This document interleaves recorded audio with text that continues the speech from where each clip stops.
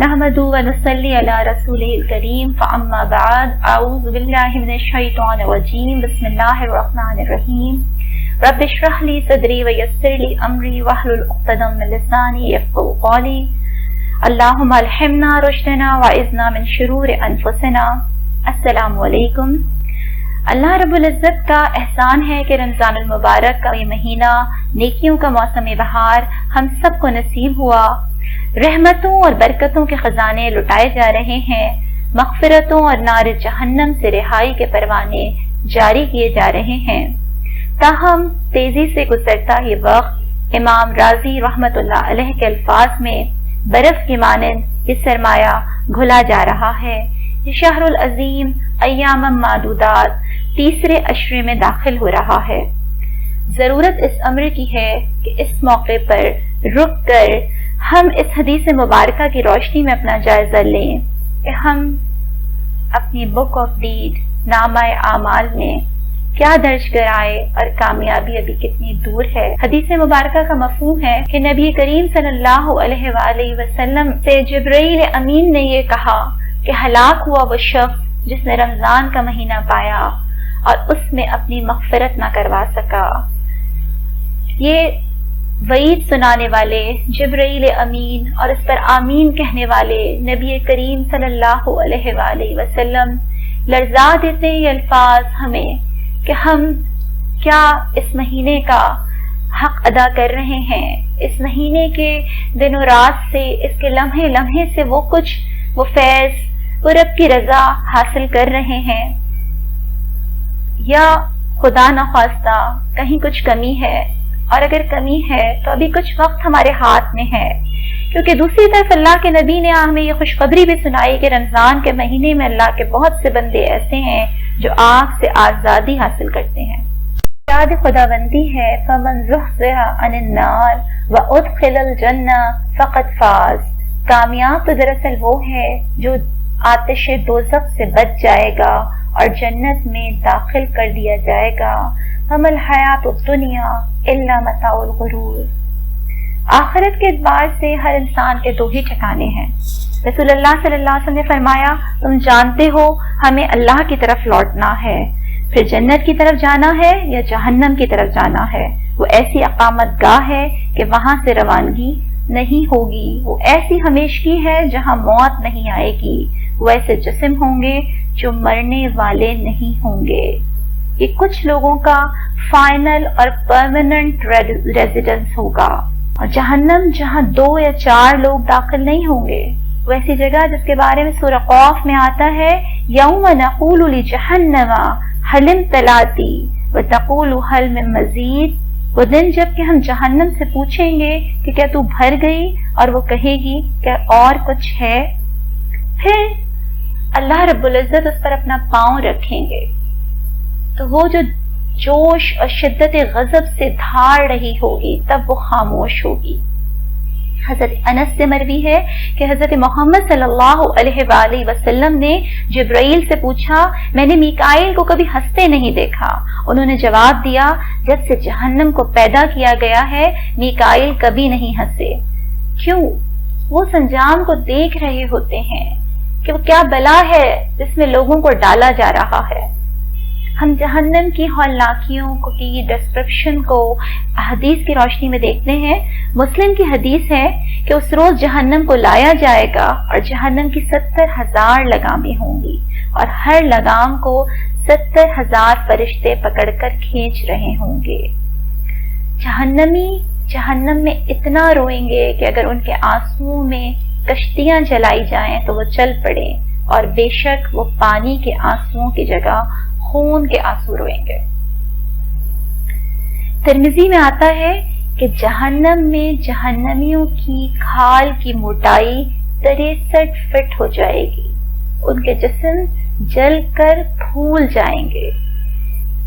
جہنمی کے ایک کندھے سے دوسرے کندھے کا فاصلہ اتنا ہوگا کہ ایک تیز رفتار آدمی 3 دن تک چلے، اور صحیح بخاری کی حدیث ہے۔ اس کے برعکس جنت کا تصور، جنت جو دار المتقین ہے، رب کی رضا کی ایک شکل ہے، رسول اللہ صلی اللہ علیہ وآلہ وسلم نے فرمایا قیامت کے دن اہل جنت میں سے ایک آدمی کو پیش کیا جائے گا جس نے دنیا میں سب سے زیادہ تکلیفیں دیکھی ہوں گی. پھر اسے جنت میں ایک دفعہ غوطہ دے کر پوچھا جائے گا اے ابن آدم کیا تو نے کبھی کوئی تکلیف بھی دیکھی؟ کیا تجھ پر کبھی کوئی سختی بھی گزری؟ وہ کہے گا اے میرے رب اللہ کی قسم نہیں، کبھی کوئی تکلیف میرے پاس سے نہ گزری اور نہ ہی میں نے کبھی کوئی شدت اور سختی دیکھی. صحیح مسلم میں آتا ہے کہ جنت کی دیواریں سونے اور چاندی کی اینٹ سے بنی ہوئی ہوں گی، اس کی سیڑھیاں یاقوت اور موتیوں کی ہوں گی اور اس کی نہروں کی کنکریاں موتی ہوں گی اور اس کی مٹی زعفران ہے. سورہ زخرف میں آتا ہے کہ ان کے سامنے سونے کی پلیٹوں اور ساغر کا دور چلے گا اور وہ سب کچھ موجود ہوگا جو دلوں کو بھائے اور آنکھوں کو لذت بخشے اور تم وہاں ہمیشہ رہو گے. یہ ہے میزبانی رب رحیم کی، نزل من رب الرحیم. اللہ ہم سب کو جنت الفردوس کے بالا خانے عطا فرمائے، اور جنت میں انسان کو کوئی مشقت محنت نہیں کرنی پڑے گی. حدیث میں آتا ہے کہ جنتی کا دل چاہے گا، اس کے سامنے سے ایک پرندہ گزرے گا، وہ خواہش کرے گا اسے کھانے کی، وہ پرندہ پکا ہوا ٹکڑوں کی صورت میں اس کے ہاتھ میں آ گرے گا. دنیا میں ہم کسی معروف ریسٹورنٹ میں بھی جاتے ہیں، اپنا آرڈر پلیس کرتے ہیں، کچھ وقت لگتا ہے ہمیں، کوئی وقت نہیں لگے گا، کوئی مشقت نہیں ہوگی. اسی طرح حضرت ابو امامہ رضی اللہ تعالی عنہ فرماتے ہیں کہ جنت والوں میں سے ایک شخص کا جنت کی شراب پینے کو دل چاہے گا، وہ اس کی خواہش کرے گا تو برتن ٹوٹی والی کیتلی کی طرح اس کے ہاتھ میں آ جائے گا، وہ پی لے گا، پھر وہ برتن واپس اپنی جگہ چلا جائے گا. جنت وہ جگہ ہے جہاں ہر وہ چیز ہوگی جس کی انسان خواہش کرے گا. یہ وہ جگہ ہے جس کے لیے مسابقت کے الفاظ آئے ہیں کہ وہ جگہ جس کے لیے بھاگ دوڑ یا کوشش کرنی چاہیے. اب یہاں پر ہم ان کاموں کو دیکھ لیتے ہیں جو ہمیں جنت میں لے جانے والے ہیں، اور وہ گناہ جو ہمارے اور جنت کے درمیان رکاوٹ بن سکتے ہیں. ہمیں جسم کی اضافی چربی کو دور کرنے کے لیے بھی محنت کرنی پڑتی ہے، اسی طرح اپنے روح کی صفائی اور اسے ڈیٹاکس کرنے کے لیے بھی مشقت کرنی پڑے گی. کچھ کام ایسے ہوں گے جو کرنے ہوں گے، اور کچھ چیزیں ایسی ہوں گی جنہیں اپنے اندر سے نکالنا ہوگا، جن سے رکنا ہوگا. سب سے پہلی چیز تو وہ گناہ کبیرہ ہیں جو قرآن سے ہمیں پتہ چلتے ہیں، جو احادیث مبارکہ کی روشنی میں ہمارے سامنے آتے ہیں. اس کے علاوہ بھی کچھ چیزیں ہیں جو میں نے پوائنٹس کی شکل میں آپ کے سامنے رکھنا چاہوں گی. سب سے پہلی چیز آ جاتی ہے تکبر. حضرت عبداللہ بن مسعود سے روایت ہے کہ رسول اللہ صلی اللہ علیہ وآلہ وسلم نے فرمایا وہ شخص جنت میں ہرگز داخل نہ ہو سکے گا جس کے دل میں رائی کے دانے کے برابر بھی تکبر ہوگا. اور علماء اس تکبر کی جو ڈیفینیشن بیان کرتے ہیں وہ یہ کہ جو دھوپ اندر آتی ہے اس میں جو ذرات ہوتے ہیں سفید رنگ کے باریک باریک ذرات، وہ ذرہ یہاں مراد ہے. شیطان کی اولین کوشش یہ ہوتی ہے کہ ہمیں نیکی کے کاموں سے روک دے. جب ہمیں نہیں روک پاتا تو پھر وہ کوشش یہ کرتا ہے کہ ہماری جو نیت ہے اس میں کھوٹ پیدا کر دے، اسے خالص نہ رہنے دے. تو رمضان کی ان مبارک گھڑیوں میں، اس آخری عشرے میں خصوصاً جب ہم عبادتوں میں مصروف ہوں گے، تو ایسے میں پھر کبھی ایسا ہوتا ہے کہ ہمارے دل میں یہ خیال آتا ہے کہ ہمارے گھر میں رہنے والا کوئی شخص یا ہمارا کوئی آس پاس کا پڑوسی، ان میں سے کوئی بھی کسی کو بھی دیکھ کے ہمارے دل میں یہ گمان ہوتا ہے کہ یہ وہ سارے کام نہیں کر رہا جو ہم کر رہے ہیں. تو یہ بھی تکبر کی ایک شکل ہے. تو بہت کوشش ہو کہ اس سے بھی بچا جائے. اگلی چیز ہے فضول گوئی. فضول گوئی کرنے والا جنت میں داخل نہیں ہو سکے گا. پھر اس کے بعد تیسری چیز آتی ہے زبان کی حفاظت. زبان کی حفاظت پہ اللہ کے نبی صلی اللہ علیہ وآلہ وسلم نے جنت کی بشارت دی، اور اس کا غلط استعمال جہنم میں لے جانے کا باعث بن سکتا ہے. زبان سے انسان ایک بول نکالتا ہے، ایک بات کہتا ہے اور اسے پتہ بھی نہیں چلتا، اور وہ جہنم کی گہرائیوں میں اسے گرا دیتا ہے. اور اسی طرح جھوٹ، غیبت، چغل خوری، یہ سب کچھ بھی زبان سے سرزد ہونے والے گناہ ہیں. تو ان سے بھی بچنے کی کوشش ہو. اس کے بعد نیکسٹ چیز ہے وقت کا درست استعمال. مومن کا وقت اس کا ایسٹ ہوتا ہے. سرمایہ ہوتا ہے، لائبلٹی نہیں. وہ وقت کو کاٹتا نہیں ہے، وقت کو گزارتا نہیں ہے.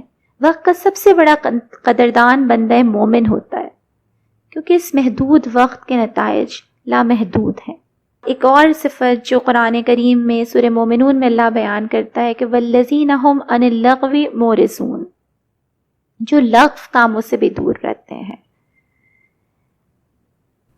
اور اس کے بعد ایک اور بہت اہم بات کہ رسول اللہ صلی اللہ علیہ وسلم نے فرمایا معمولی گناہوں سے بھی اپنے آپ کو بچاؤ، کیونکہ اللہ کے ہاں ان کی بھی تفتیش ہو سکتی ہے. اپنے آپ پر کڑا چیک اینڈ بیلنس ہو. اس کے بعد ایک اور بہت اہم ترین چیز جو ہمیں احادیث مبارکہ سے پتہ چلتی ہے کہ رشتوں کو کاٹنے والا جنت میں داخل نہیں ہو سکے گا، اور یہ بخاری کی حدیث ہے.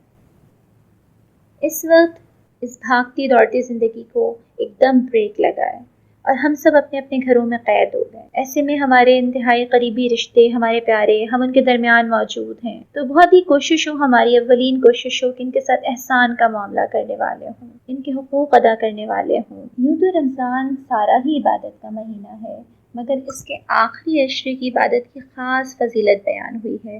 رمضان کے آخری 10 دنوں میں آپ صلی اللہ علیہ وآلہ وسلم اپنے اہل و عیال کو بھی جگاتے. جب رمضان کا آخری عشرہ شروع ہوتا تو عبادت کے لیے کمر بستہ ہو جاتے، راتوں کو جاگتے اور اپنے اہل خانہ کو بھی جگاتے.